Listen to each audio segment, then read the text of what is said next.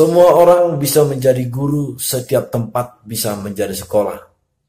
Kalimat ini semakin populer kembali dalam memperingati Hari Pendidikan tahun 2020. Kalimat itu berasal dari Ki Hajar Dewantara, sosok penting dalam dunia pendidikan.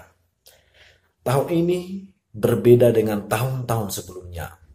Tahun-tahun sebelumnya Hari Pendidikan benar-benar berjiwa. Ada guru, ada siswa, dan dari dalam sekolah.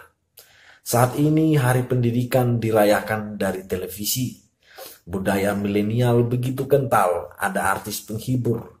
Bahkan seakan itu menjadi tema utama Hari Pendidikan. Tak ada guru, tak ada siswa, bahkan bukan dari sekolah. Tetapi kita mengingat kembali ke falsafah dari Ki Hajar Dewantara tersebut. Semua orang bisa menjadi guru, semua tempat bisa menjadi sekolah. Falsafah itu tentu akan menemukan kebenarannya tahun ini, di mana siswa belajar dari rumah dan diawasi oleh orang tuanya sendiri. Rumah menjadi sekolah, orang tua menjadi guru. Apakah siswa bahagia? Dalam sebuah survei disebutkan begini. Dari 1.700 responden, sebanyak 77,8% siswa kesulitan.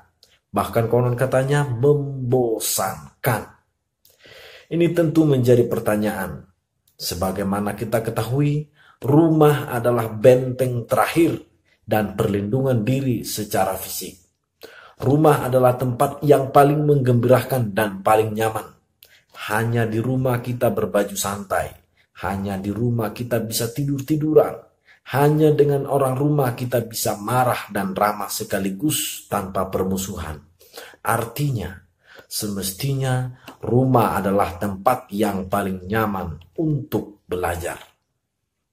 Namun, mengapa lebih dari 3/4 siswa kita justru mengalami kesulitan, bahkan bosan di rumah? Apakah itu artinya rumah bukan tempat yang ramah lagi? Ada apa dengan rumah kita? Ada apa dengan orang-orang di rumah kita? Apakah orang tua yang gagal menjadi guru atau guru yang terlalu otoriter sehingga memaksa siswa untuk mengerjakan PR pada posisi siswa tak punya data yang cukup, kuota yang memadai? Dan kalau guru yang memaksa, apakah itu kehendak guru? Atau itu tugas-tugas yang sudah dibebankan secara sistematis dari pusat? Sebagai refleksi, di video ini saya kutipkan beberapa pendapat siswa ketika mereka belajar di rumah. Ini hanya pendapat, bisa jadi dibuat-buat, tetapi satu yang pasti, responden yang kita lihat itu adalah diambil secara akademis. Belajar di rumah itu agak membosankan, di mana setiap harinya PR selalu menumpuk, sehingga membuat setiap siswa menjadi jenuh. Karena secara terus-menerus mereka, atau sebagai saya sendiri juga, bosan dalam mengerjakan PR. Jadi menurut saya hal ini sangat membosankan dan tidak enak. Tapi ada juga yang menyenangkan, tapi lebih banyak juga yang membosankan. Hal ini menjadi atau membuat sebuah keluh kesah bagi orang tua, di mana orang tua harus kesulitan dalam mencari uang, yaitu dengan memberikan uang sebagai paket, internet, atau kuota. Secara pribadi, saya merasa bosan belajar di rumah. Lebih enak belajar di sekolah. Mengapa? Karena di sekolah saya dapat fokus, gurunya juga menjelaskan dengan baik, sehingga dapat dicerna. Sedangkan di rumah itu hanya melalui WA dan memberikan materi. Jadi saya juga kurang paham. Belajar online dari rumah adalah hal yang sangat positif bagi setiap siswa, di mana siswa akan dapat membagi waktunya untuk melakukan hal yang positif seperti belajar atau diskusi kepada teman. Namun di balik semua itu, daring online atau belajar online ini sangatlah membosankan, di mana kita berdiskusi kepada teman tidaklah secara langsung, melainkan kita itu berdiskusi hanya lewat via video call atau melalui chat WA. Dan akhirnya jika kita belajar online ini, menurut saya membuat pikiran saya menjadi ribet karena dibebani oleh banyak PR. Yang kedua, belajar online sangatlah membosankan. Yang ketiga, belajar online tidaklah hal yang menyenangkan karena tugas yang diberikan guru, kita tidak bisa langsung diskusi langsung kepada teman untuk lebih mengetahui jelasnya mengenai pelajaran. Menurut saya, belajar dari rumah atau belajar online itu kurang menyenangkan, kurang efektif, dan sangat melelahkan. Kurang menyenangkan kenapa? Karena selama pembelajaran kita hanya menggunakan handphone tanpa berinteraksi langsung dengan teman-teman kita yang lain. Dan itu sangat membosankan, tidak menyenangkan. Yang kedua, kurang efektif. Kenapa? Selama pengalaman belajar online saya sendiri, beberapa guru biasanya hanya ngasih materi terus kasih soal. Tanpa materi tersebut dipahami sebelumnya, kita udah ngerjain soalnya. Materi tersebut dicatat tapi nggak dipahamin. Dan soalnya dikerjakan bukan berdasarkan pemahaman sendiri lagi, tapi berdasarkan jawaban dari sumber lain, misalnya dari internet. Dan materinya nggak kesampaian dengan baik atau kurang efektif. Terus yang ketiga, sangat melelahkan. Kenapa sangat melelahkan? Karena selama pembelajaran online ini, setiap pertemuan pasti ada tugas yang bikin capek, yang bikin lelah. Kita biasanya kan ngerjakan tugas, catat langsung kasih ke guru. Ini kita catat, terus fotoin, terus kirim ke guru. Terus apalagi kita harus selalu online, harus ada kuota internet.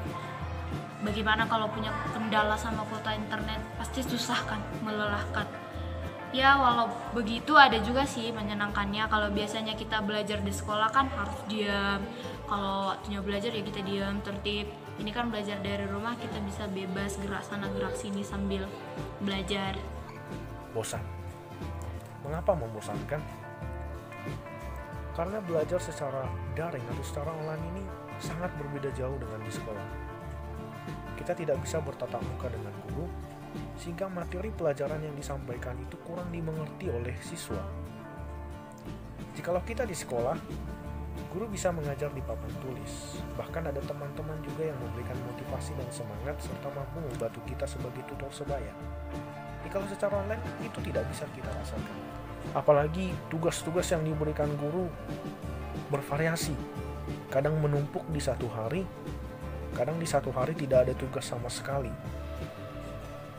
Apalagi kalau tugasnya diberikan sangat banyak, itu sangat mengganggu orang-orang yang banyak pekerjaan di rumah. Apalagi yang perekonomiannya dikatakan sangat lemah. Mereka harus ke ladang dari pagi sampai sore, padahal belajar daring dilakukan dari pagi sampai sore. Apalagi yang rumahnya, mohon maaf, di kampung yang jauh sana, yang jaringan mungkin lelet. Lalu mau dikemanakan orang seperti mereka? Apakah mereka tidak layak mendapatkan pelajaran? Saya pikir banyak hal yang perlu dievaluasi dalam belajar daring ini. Karena jikalau kita belajar ke kota-kota luar, itu para guru yang datang langsung ke rumah murid. Tidak hanya di kota luar, di Humbang Hasundutan pun ada banyak guru yang mengunjungi siswanya. Itu sesuatu yang sangat ideal dan mesianik. Tetapi itu belum terlalu heroik untuk dimunculkan, apalagi dibanggakan. Sebab faktanya, banyak guru di luar negeri yang jauh lebih heroik dibandingkan guru-guru Indonesia. Namun, kurang heroik apalagi guru Indonesia dibandingkan dengan guru di negara maju. Guru di negara maju gajinya selangit. Guru di negara kita gajinya di langit. Guru di negara maju begitu dihormati. Guru di negara kita seringkali dicaci maki. Pembelajaran membosankan dan melelahkan? Mungkin benar karena banyak tugas dari guru. Iwan Pranoto, guru besar dari ITB, pernah mengatakan, di negeri ini sedang melimpah kata belajar, sayang tak ada pembelajaran di sana. Namun, Jika melelahkan, itu hanya melelahkan bagi siswa yang mau belajar. Faktanya, ada banyak juga siswa yang aktif di medsos, berarti mempunyai jaringan yang cukup, tetapi tugasnya pun tak kunjung dibereskan. Hadir di daftar hadir belajar online, tetapi tugas tak satu pun diselesaikan. Apakah orang tuanya gagal jadi guru dari rumah? Saya tak mau menghakimi. Apakah mereka sedang tak belajar? Saya juga tak mau berpikiran buruk terlalu jauh. Sebab saya yakin belajar itu beragam bentuk. Saya juga sadar belajar itu sudah berumur tua. Jauh lebih tua dari sekolah yang masih berumur belia. Malah kampus jauh lebih tua dari sekolah sebagai institusi. Sekali lagi, belajar sudah berumur tua. Sejak ada manusia, budaya belajar sudah ada. Ada yang belajar dari alam, menikmati sawah, mencangkul, menikmati geliat pasar sambil berdagang, menikmati bagaimana menarik becak untuk mendapatkan uang karena mungkin kedua orang tuanya sudah tiada, menikmati bagaimana mencari ikan tanpa jala, dan masih banyak lagi. Itu adalah belajar yang sejati, belajar dari hidup, belajar menghidupi. Ada juga yang belajar menjadi budak teknologi yang selalu membudayakan budaya copy paste. Sayang, mereka terlalu asik belajar sehingga mereka benar-benar menjadi budak dari teknologi. Teman-temanku, pada intinya saya hanya akan mengatakan bahwa saya tak akan menghakimi Anda bahwa kalian sedang tak belajar atau kalian sedang muak belajar. Saya justru sedang akan mengatakan hal ini. Kita belajar sesuatu yang baru. Belajar dari COVID-19.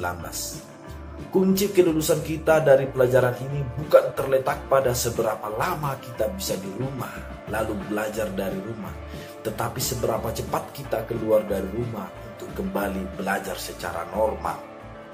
Dan itu hanya akan tercapai jika COVID-19 ini sudah berakhir. Apakah kita akan lulus secepatnya atau malah akan tambah jam pembelajaran lebih lama lagi?